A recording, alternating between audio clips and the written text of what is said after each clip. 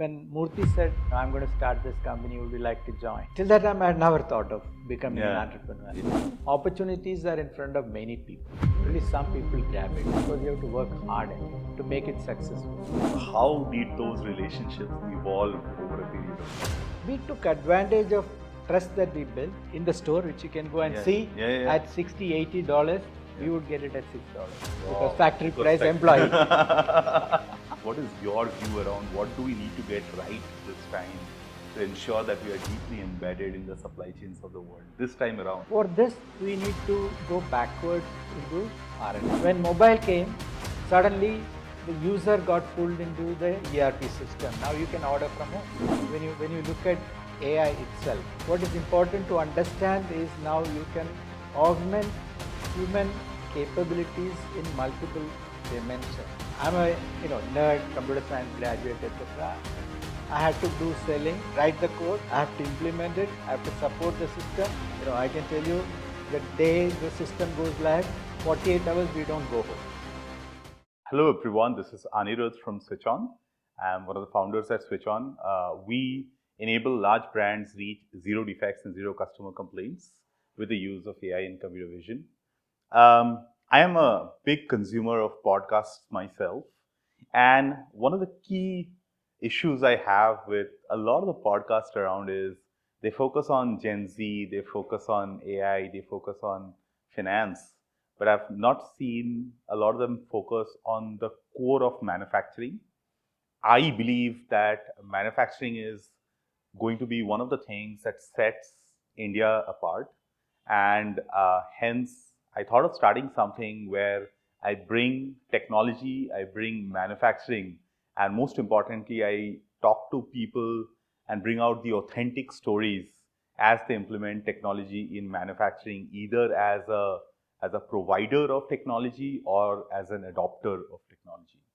So in this series, we are going to talk to the senior most people in some of the largest organizations in the world and understand from them what is their views of technology, what is it that makes manufacturing and working with large enterprises different, and talk about their personal stories of successes and failures around their lives. I have with me Mr. Kris Gopalakrishnan. He is, of course, the founder of Infosys and right now works with early stage startups as a part of Axilor, as well as a lot of philanthropic activities. I can't imagine a better place to start this podcast with. Thank you so much, sir. Thank you, and compliments to you and your team for what SwitchOn has accomplished till now and for starting this podcast series. Thank you so much, sir. So I think, as I mentioned, seen most of the podcasts that you've been a part of, and I thought a really fun place to start would be going back to your childhood, right? And basically wanted to understand when you were about 16 or 17, what were you thinking, what were you doing, and what were the few triggers that led to starting an institution like Infosys? And did you know? No, I did not know, very frankly. In fact, at 16, I was actually trying to become a doctor, right? I was doing my 12th to get admission into an MBBS program. Unfortunately or fortunately, I did not get admission. So at that point, my focus was different. Mm-hmm. Then I changed my track to physics. So I did a bachelor's in physics. I was doing master's in physics at IIT Madras, switched to computer science there. So at that point, my focus was very different. And it was very early stages of the computer industry. It's only when I came to IIT Madras that I realized that this is an area which could grow very fast. Yeah. More than that, I really liked, the ability to program and get results immediately. Ability to challenge myself because you're challenging yourself against the computer, right? Yeah. So that was what was fascinating for me. Awesome. And as you were going through this journey, right, what was the first bold choice that you made that made you feel scared on that journey from trying to go from physics to computer science, which I'm sure was a huge change. So Well, what was it? The first major transition was I'm from a small town, Trivandrum. Yep. So going from there to IIT Madras, right? One of the most competitive institutions that you can think of. Absolutely. Luckily, I got admission into IIT Madras to do MSc Physics, and that's when I got introduced to computers. In fact, it was the early stages, right? So you were not given access to the computer center unless you're either studying computer science or working in that department. So I wanted to see what this new technology was. So there was a free Fortran programming course in the campus. Yeah. I took that just to get access to the computer center, and that triggered my interest, and then I switched to computer science. Right. So that switch to computer science was probably again driven by curiosity. The fear was going from a small town to most competitive ecosystem that you can think of, IIT Madras. That was a little scary, and going away from home first time. I never stayed at a hostel. Yeah. So staying at a hostel, going into a competitive ecosystem, that was probably the first transition that scared me a little bit. Luckily, I got very good teachers, very good support, and I really truly enjoyed my time at IIT Madras. Yeah, I'm sure, and it's so amazing that I think curiosity drove you to. I think that this was time of the time shared servers where to log in, and it was the time of actually batch processing. Batch processing. Because okay. IIT Madras had an IBM 370. Got it. So it was the period of batch processing, CICS, and all that stuff. So you have to submit In fact, my MTech project was to create a terminal interface for accessing the mainframe. Fascinating. Command line interpreter. Of course. That's what my MTech project was actually. Understood. And so when you were doing this, did you already have a view that you wanted to build something in this domain, or was it more you were following your curiosity and pulling at the following my curiosity? Then when I joined Patni Computers, so straight from campus I got employment at Patni Computer Science, PCS. Yeah. And that's where I met Narayan Murthy, Nandan.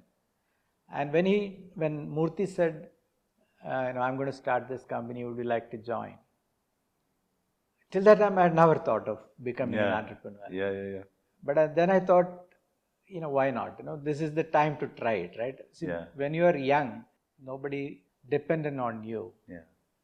It's the time you can take a risk. And thought was, if it didn't work out, go and find another job. Right. So that was the thinking. Yeah. No, awesome, amazing, and really amazing to see what that became, that one chance. What that became.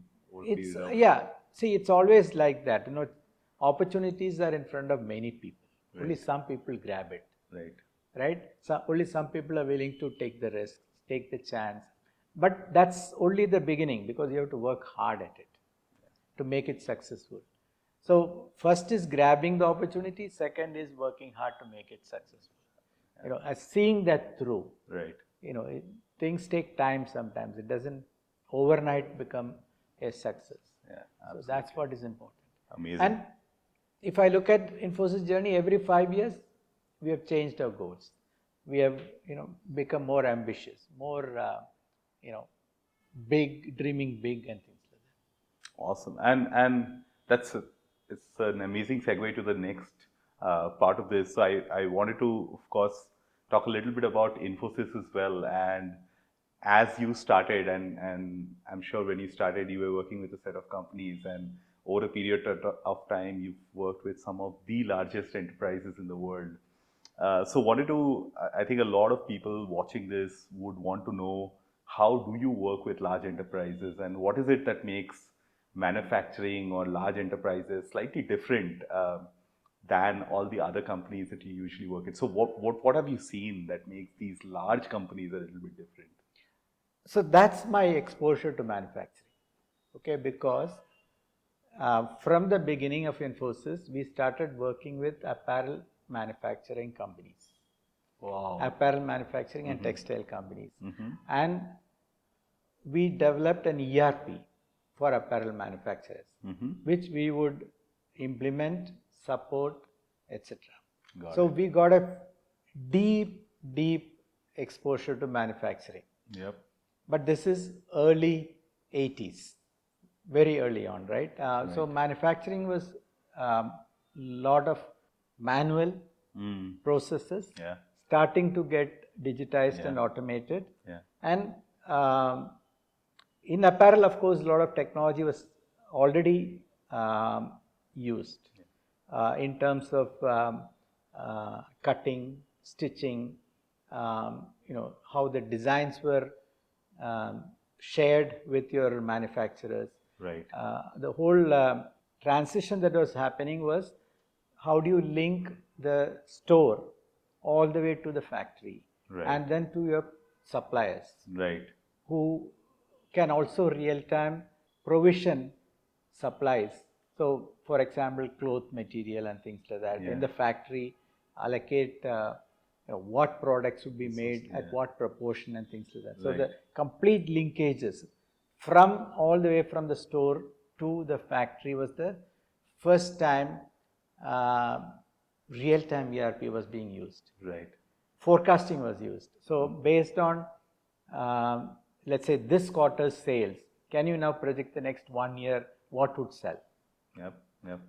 Right. So these were interesting challenges posed to us, which we worked on, and we worked with some of the best known brands in the world.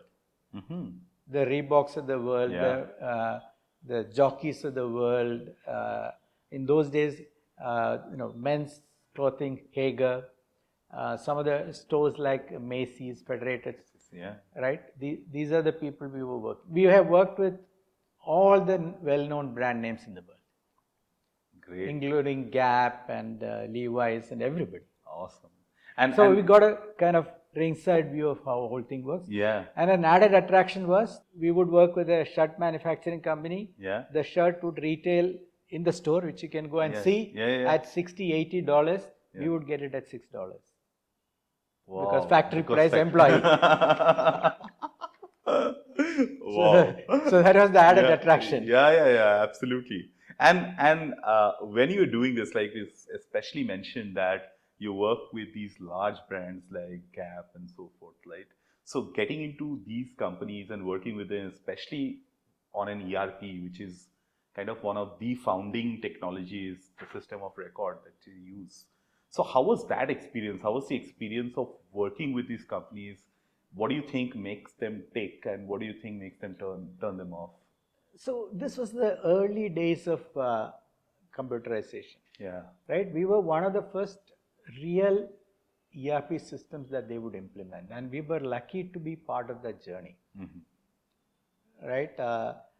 So in that sense, there was no competition specialized in apparel industry. So if you look at SAP, they are not a specialist for apparel industry. Ours is built for apparel industry. So for example, a key requirement for apparel is style, color, size. 3-dimensional product category. Right? Our ERP had that built in. So orders could be entered as, I want 1,000 shirts. You distribute and know different colors, different sizes. The assortment planning was automated in our ERP. SAP, you can't do that. It would be outside the system. So in that sense, we had a competitive advantage going against SAPs of the world, and a lot of the apparel companies implemented our system. Got it. Because of that, I'm a nerd, computer science graduate, etc. I had to do selling. I had to write the code. I have to implement it. I have to support the system. I can tell you, the day the system goes live, 48 hours we don't go home. We stay in the office. Of course. We have done all that. Wow. And so I think one key takeaway for me is, like, I think you found a unique pain point of the customer, right? And then you solved it in a way that made sense to them. I think this is at least very, very key for me, because I've seen this across many threads of many large companies where I think this unique insight, that style, color, size, or something equivalent. It is important. That is what allows you to disrupt, Yeah. right? Because you can't go against larger companies without a disruption. Yeah. Without something you bring to the table, which makes there's a pull from the market. Yeah. And how did that? So I'm sure this would have gotten you into the company. How over a period of decades, I'm sure a lot of these relationships are decades long. So how did those relationships evolve over a period of time? So we took advantage of the trust that we built. Then the word starts spreading. Right. And we then started working with other companies, other industries. So today, if you look at for Indian IT services companies, banking and financial services is the largest segment. Yes. In manufacturing, they've expanded into automotive. Yeah. They've expanded into FMCG. Yeah. So slowly, the entire industry has expanded into all segments, all sectors actually. Yeah. For Infosys, the beginning was in the manufacturing sector. Right. Which is very interesting because it's such a shared industry for us, right? I want to maybe switch a little bit of gears and talk about platform shifts, right? And going back to your initial days, I think the first platform shift happened around computerization and basically the introduction of digital technologies. Probably a second happened around cell phones and the introduction of internet, and Several shifts. Several shifts. Yeah. So as I said, we started on the mainframe era. Right. Then mid-range systems, Unix came. Yep. Then the PCs came. Yes. Then PCs got networked. Yes. Local area networks. Then the internet came. Yes. Right. So several shifts because of these things. Yes. And then only cell phones came. Right. Cell phones came late 90s, early 2000s. Right. But what is interesting is that every one of those shifts actually added a layer of capabilities to the system. Right. Did not replace the system. Right. Right. So you started. See, new technology allows you new things to be, new functionality to be added, and that is what kept on happening. Right. So from mainframe to Unix and things like that, suddenly real-time computing happened. You can sit at a terminal, enter the order, look at whether the order can be shipped or not. You can do all that stuff, right, in real time. Yeah. Because the mainframe was primarily batch processing. Right. When it got networked, all these Unix systems got interconnected. So you Right. could actually connect to the store now. Yep. And that's where the real-time data flow happened. When a sale happens at the point of sale, the information flew all the way to the factory. Yes. Saying that you need to now start replacing that product in the store. Yeah. Absolutely. So real-time flows happen. Yeah. So these capabilities, new capabilities got added, and the systems become more and more complex. Yeah. Yeah. When mobile came, suddenly the user got pulled into the ERP system. Now you can order from home. You don't even have to go to the store. Yeah. So the user got connected. Right. Right. Into this complete data flow. Data flow. Yeah. Right. So this is what is interesting actually, and if you understand the new capabilities that are enabled through newer technologies, and you take advantage of this, you are a winner. Right. I think what I want to talk about is also Infosys navigated all of these changes in a spectacular way to become the institution it has. I think there are many entrepreneurs, including myself. So AI is a huge platform shift that is happening as we speak. So would love to know what are your thoughts around how do young entrepreneurs building at the forefront of AI navigate this? What helped you navigating all of the platform shifts that happened before this? So understanding the technology deeply, understanding what new capabilities now can happen, playing around with technology is very, very important. Understanding technology deeply means you develop instinct, an insight, which suddenly things come in your dreams. New capabilities, you start imagining these things. And to me, that's because of your deep understanding of technology, and it's instinctive. So, for example, when you look at AI itself, right? What is important to understand is now you can augment human capabilities in multiple dimensions. So before going to AI, let me just talk about mobile phones. Now we offload our memory into the mobile phones, right? We can probably remember 100 numbers, 100 names and numbers, maybe 100 faces and associate with names. The mobile phone allows you to do that infinitely, expand it to infinity. It never forgets anything, right? So when you come to AI also, it now can read stuff for you, summarize it for you, take advantage of these things. Now, what will that allow you to do, right? So, previously you used to read books to understand something. Now you just allow the technology to summarize, and fully if you are interested, just look at the details. Allows you to be more efficient.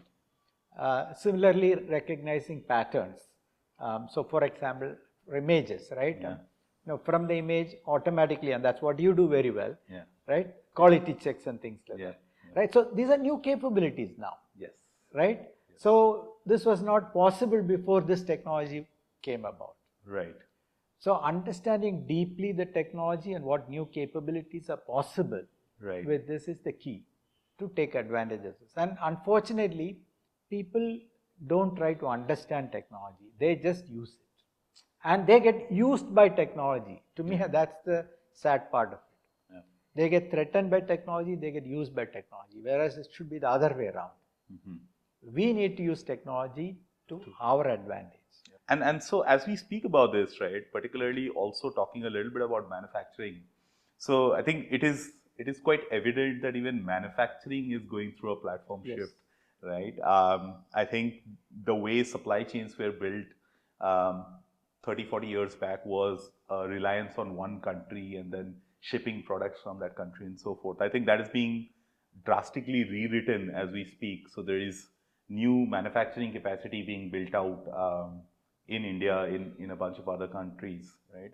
And I think the last time this happened, in doing hardware, for example, we got a little left out.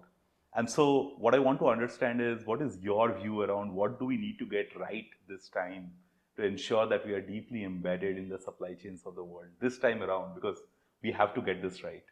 So for this, we need to go backwards into R&D. We need to create our own IP, which is what disruptions can we create using technology. This is going to be a 10, 15, 20-year journey. It's not going to happen overnight, because overnight what we can do, we are trying to do now. So for example, assembly of phones. Components come from different places. Value addition is very little. Right? So we have started doing that, but now we need to backward integrate into, can you look at now manufacturing those components, which means that you need to own the patents on that, you need to create IP around it, etc. One example, we now are looking at the most valuable company being NVIDIA with their GPUs. Now, what is going to disrupt GPU? So probably 2D materials, probably analog computing, quantum computing. All of these could disrupt a GPU architecture. So can we now invest into R&D? But if you want to think 20 years ahead, can we now look at new materials, 2D materials, right? So because today power consumption is a problem. It's estimated that we need to generate 5 times the power that we have, or 10 times the power that we are generating today to get into this computing revolution. So can we think ahead and say what will be the future of computing itself or hardware itself? 20 years from now, 30 years from now. is it possible to think about biological computing? Can you look at human-computer interface? Right. Embedding hardware or chips into the brain itself. Right. All kinds of possibilities are there. So we need to look at different horizons and have different strategies. Manufacturing also, is it possible to think about instead of batch or instead of manufacturing in a lot, can we manufacture unit of one? A single product. No, because the product is completely customized for the individual. Yeah. And I sit at home and design my mobile phone. Yeah. And in a week it gets delivered to me. Yeah. The color, looks, features, software, I don't know what all I want. It gets BMW is doing for the cars, right? Yeah. So all of these things are possible, and that's what we need to think about. Composite materials are required. All new battery technology, new power train. All of these things will have to be thought through. I feel next 30 years are going to be even more exciting. I think this concept of like micro batches, right? Essentially, like enough one products that the customer can design themselves is really something that is the new. I'm sure you're aware of these micro factories and nano factories that are coming in. That especially is so. Which brings me back to like, what then are the capabilities that the new generation of entrepreneurs need to develop for us to be able to do that? Like, what do you think are the capabilities we should have to ensure that this back propagation of a lot of this happens? Again, I come back to technology, right? You have to be on top of the technologies that are now coming to be used. Vision is going to be very important. Robotics is going to be very important. Building this data flow is very important. Ability to visualize and design is going to be very important. User interface is going to be very important. So lots of these technologies, and the ability to create new materials where so for example, a chip that's size of a thumb, right, is as powerful and maybe more powerful than a room full of computers 20 years back. Right? That required a lot of technology to be developed, and today that lithography, there's only one company in the world which is doing it, ASM Technology. ASML, yes. Right. So we need to either understand it and have the connect to these companies, or we need to develop these things. We need to develop, right? So again, I come back to what technology can do for you. If you have deep understanding of that, you will be able to leverage this as an entrepreneur and build a business around it. Of course, you have to sell it. Making money is very, very important for any business. Right. Right? Because that's the goal of a business, right? Yes. So as an entrepreneur, coming out with a product or a technology that makes you unique, that creates a pull, and then creating a business model around it such that you make money out of it. Yeah. These are two parts of it. Right. And that's the entrepreneur. Yeah, absolutely. And that intersection is where successful and big businesses are built. Amazing. I just want to maybe also talk a little bit about past failures. So what have you seen in the past when there were platform shifts like this? What are the mistakes that we can avoid that you have seen, especially Indian entrepreneurs or Indian companies do in the past? What are one or two things that jump to your mind? So one is having only a single customer, right? Dependency is dangerous.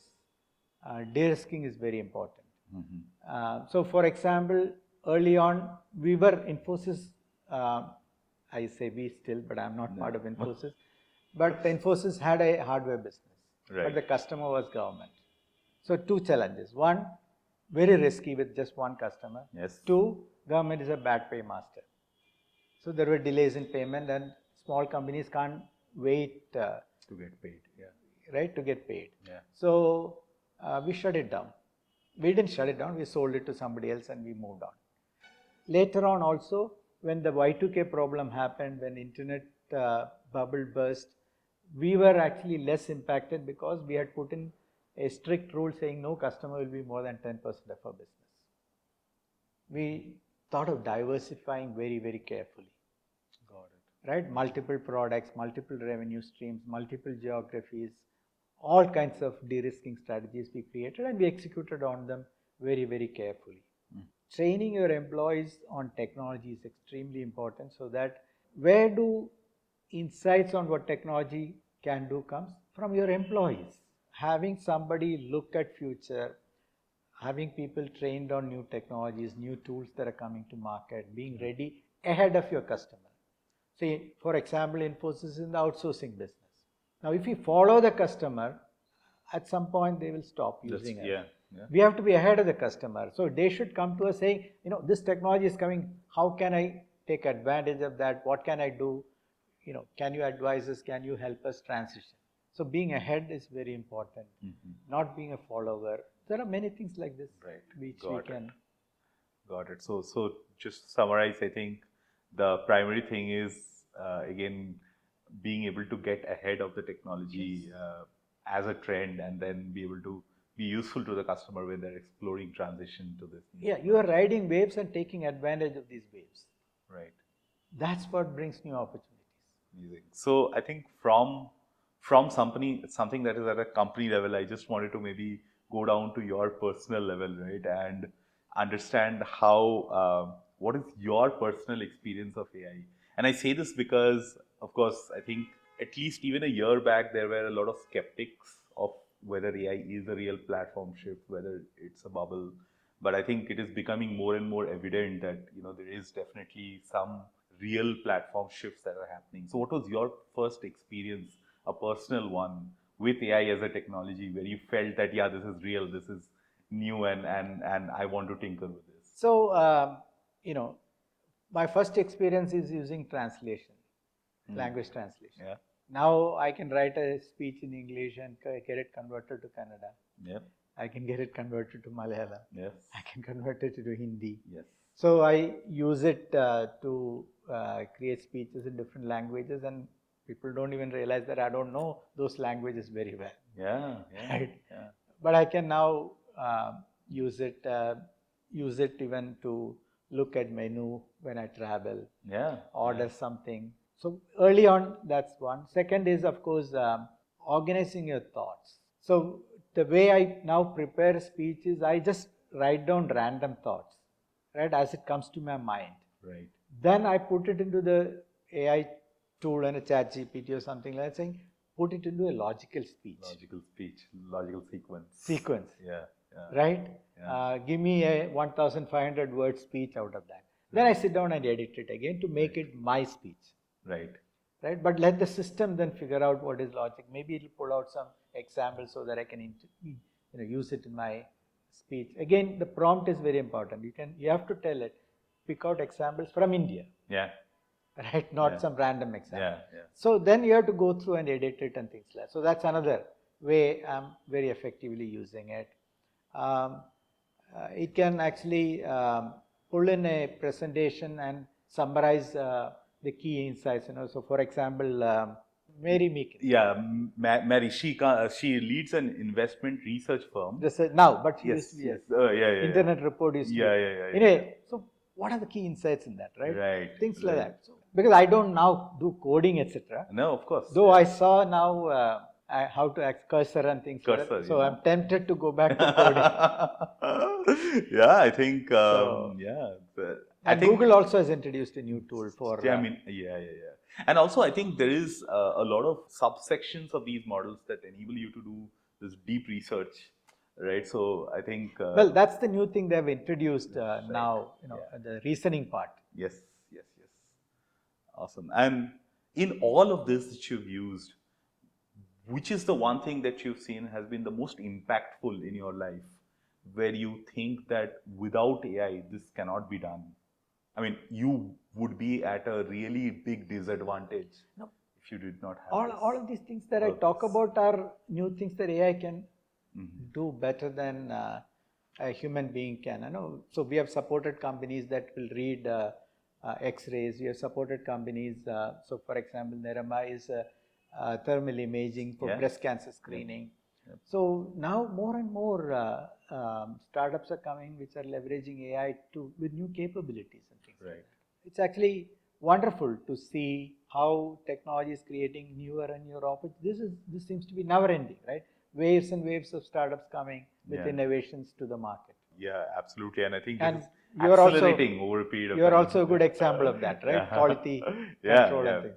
Quality inspection. Yeah, absolutely. And this has accelerated a lot over a period of time. Great. So I again wanted to slightly switch gears and maybe talk about failures. So firstly, you have been immensely successful in your life, right? And anyone who has actually read Against All Odds, your book, has some view around the kind of enormous odds that you guys kind of surpassed to get to the level that you have. I wanted to talk about maybe the most important failure that you went through, right? That you were not able to surpass, and what do you learn from this? I wanted to have this because I wanted people to know that there are failures that successful people also have. I think the ability to surpass them is what makes them different. So what is that one failure? Well, there will be failures. You take risk, there will be failures actually. And I already talked about it, right? I wanted to become a doctor, or my family wanted me to become a doctor. Right. I didn't get admission. So I had to switch track. Right. And at that point, it was a failure, right? Luckily for me, things worked out. And that's the thing which, looking back, I feel fortunate. Yeah. That failures have been early on, small, and learned from that and went forward, and things worked out. I talked about Infosys getting into hardware, right? Quickly realized that, and I was actually managing that part of the business. Oh. So quickly we realized that this is not our cup of tea. Because the problem, the challenge was not about developing the hardware. The challenge is making money out of it, selling, commercialization, right? So I had the satisfaction of completely designing a hardware product out of India from Infosys. We created a complete replacement for a telex, because that was the time when we could use a keyboard, display, and create a telex machine. Yeah. So we did that. Wow. And we sold it, but all the customers were Department of Telecommunications. Yeah. DOT. Yeah. So quickly got out of it. Right. Right. We even developed a store and forward message switch, so that in those days telegrams were the way you could send a message quickly to somebody else. Now you can use the telex interface to do that. Right. So that's what we created, a store and forward messaging system for the Department of Telecommunication. And surprisingly, we did this in 95. Right. Till 2001 or 2002, they were using it actually. Right. So, successful implementation, but we got out of that. You got out. So there are failures. In 2001, if I remember right, the internet bubble burst. Yeah. In one day, Infosys share price crashed by 40%. We overcame that. I became CEO in 2007. 2008, whole world crashed because of the global financial crisis. That was a huge problem I had to handle as a CEO. We had made 25,000 offers in campuses. We didn't need any single one of those employees because business had gone down. Previous year, we grew 36%. So we had recruited for that growth. Right. But then the growth came down to 3%. Wow. So we brought in all these employees. We extended the training for 6 months, struggled through that. So how did you lead in this? So this is very critical, I think. So when the macro is changing like this, what are the few traits that leaders should have to manage this macro? So what did you learn about that? You have to look at, what is the impact? What are the implications? Who are the affected people? Who are people who can help you solve the problem, right? Sometimes you may not be able to solve yourself, right? So for example, when business crashed, we had extra employees, right? So we gave free work for our clients. We said, they are sitting in the bench. Yeah. You can't afford to pay, so we will give you free work, free services. Yeah. Now employees were learning, they were productively employed. The customer was very happy. Yeah. Yeah. Of course. Goodwill was created. Yeah, when goodwill, things yeah. turned around, They came to loyalty you. became Yeah. Yeah. right. So they remember these things. So any problem, you have to sit down and analyze. What are the implications? Who are the affected people? What can you do? Right. And how do you solve this problem? Right. What is the financial impact of this? Can you sustain this, etc. And work through. Luckily for me, luckily for Infosys, even though we have had many hiccups, nothing which broke the business. Nothing which impacted me in a long-term basis. Impact was short-term. Right, right. No, that's very interesting and very thoughtful, actually, in the way that you can use the resources that you have to fulfill value for customers. Yes, see, you have to create friends. You have to create allies for you. Right. And you do that always, and they will remember and they will support you. Great. That's fascinating. I think it really has at least opened my eyes to what customer loyalty and to what extent can someone or should someone go to generate that customer loyalty. Most important. Trust is the most important thing which you have to, under any circumstance, preserve. Never lose trust. Yeah. Employees, customers, your partners, society. Great. So now we'll go to our next section, which is a little bit lighter than this. So next, I wanted to have 5 rapid fire questions. Just your initial thoughts around some of these things, right? So the first of which is, what's the most underrated trait in a senior manager or leader? Underrated trait is really, the influence that you have. You must actually clearly understand the influence that you have and then take full advantage of that. So for example, today, the influence that I have with government, with other business leaders, right? I have to leverage that. And of course, leverage that. And whenever you do things, you have to think about how do you make people around you successful, the ecosystem successful. It's never about you. You will automatically become successful if people around you become successful. Automatically. So always think about what is the influence that you have, what is the impact that you can create for the people around you. I think if you understand that key insight, you will become a good leader. Great. What's a quote you live by? Well, trust but verify, that's I think Ronald Reagan. But Murthy has a different quote on that. In God we trust, everyone else brings data. Yes. Great. What's the best hour of the day for you, most productive hour of the day for you? Well, to me it's 2 different times. Morning time is mostly spent me time, which is exercise, some yoga, etc. Yeah. I also try to get my email done so that I'm prepared for the day and then I'm energized for the day.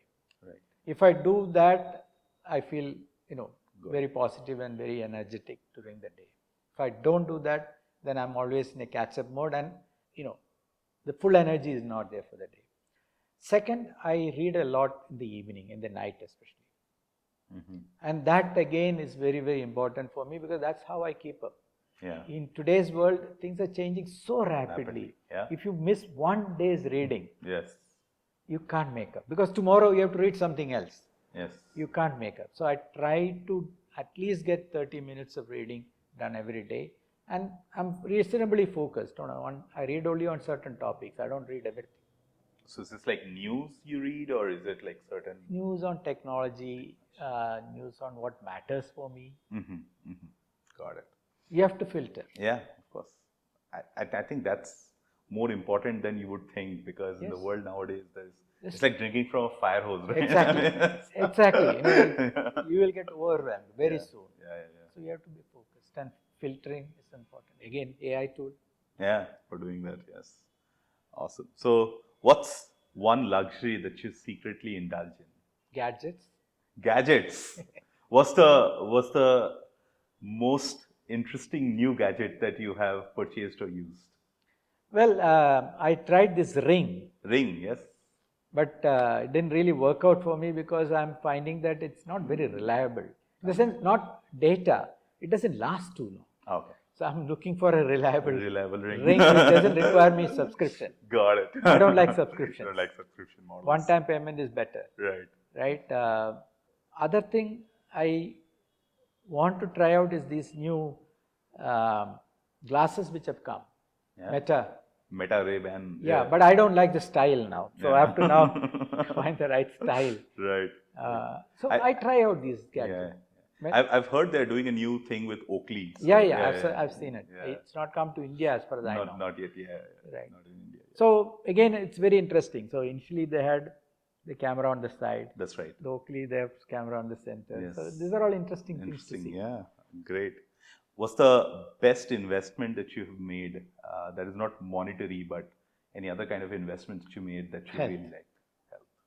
Very, very important to take care of your own health, because if you don't take care of you, take care of your health, you cannot give 100% to your work or your life or your family. They need to take care of you, means that's, to me, very bad. Right. So health is very important to me. And I don't like dependency also. Great. So now we'll come to our closing section. I think the first thing I wanted to mention is we at SwitchOn are very proud to be an Axilor company backed by Axilor across multiple rounds. What I wanted to talk about is the earliest stages of the company, right? And talk about what is it that you see or want to see in a startup that you want to back in the earliest stages when, for example, the proof of the pudding is, so to speak, very less. What do you exactly see in a company such as ours? Two things, which probably is same for everybody. One is, what is the product about? What is the technology about? And in your case, it's about using technology for testing and for, vision, right? Yes. And second is the team, really. Are they passionate? You would not have figured out everything, but are they passionate about creating value out of it and creating a company around it and creating a team around it, etc. These are the two things that you look at, and then you take a bet. Great. So that brings me to my last question. So I listened to this podcast called Invest Like the Best, and this is a closing question that I have liked a lot, which is, what is the kindest thing that anyone has ever done for you? So I would love to ask that question to you. What's the kindest thing, sir, that anyone has ever done for you? Again, see, we don't think about it, but our life is dependent on many people around us. Many, many people around us, actually. And it could be small things, it could be big things, etc. So I talked about my missing a seat in MBBS, right? I then went for physics, but I had not taken mathematics in my 12th. So I had to learn mathematics and all these subjects again. Right. So I went for a tuition. Yeah.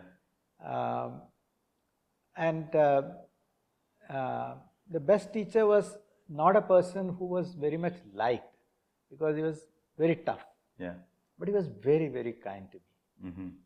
He said, "This is not the end of the world. You work hard, you will actually succeed." He told me. And he, of course, helped me with my classes and things like that. Yeah. Luckily, I got admission to IIT, and that changed my life.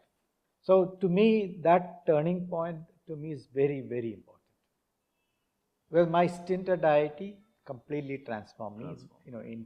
Introduced me to computing and things like that. So I always regard that, and then I look at my teachers and people around me who have helped me also. So, for example, at IIT Madras, there is a chair in Narayan Murthy's name, which I have instituted.